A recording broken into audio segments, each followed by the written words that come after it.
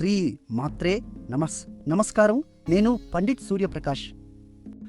ఈ వారం 5 ఏప్రిల్ 2026 నుండి 11 ఏప్రిల్ 2026 వరకు కర్కాటక రాశి వారికి చాలా ముఖ్యమైన వారం. ఎందుకంటే మీ 9వ భావంలో అంటే భాగ్యస్థానంలో 3 గ్రహాలు కలిసి ఉన్నాయి.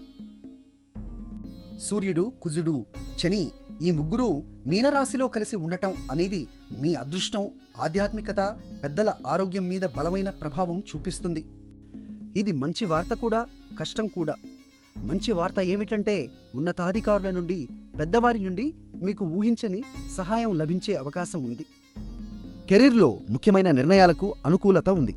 కానీ జాగ్రత్త, కుజుడు శని కలయిక వల్ల దూర ప్రయాణాలలో అనవసర తొందరపాటు చేయకండి. తండ్రి లేదా పెద్దవారి ఆరోగ్యం పట్ల శ్రద్ధ వహించండి. ఈ వారం ఆదివారం సంకష్టి చతుర్థి అంటే వినాయకుడికి ప్రత్యేకమైన వ్రతదినం.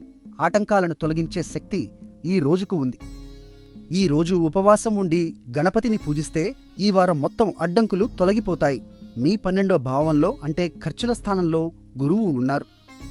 దీని అర్థం ఆధ్యాత్మిక కార్యాలకు, ధ్యానానికి ఖర్చు చేస్తే మంచిది. కానీ అనవసర ఖర్చులను నియంత్రించుకోండి. మంగళవారం, బుధవారం కెరీర్కు అనుకూలం. గురువారం, శుక్రవారం ఆర్థిక నిర్ణయాలలో తొందరపడకండి.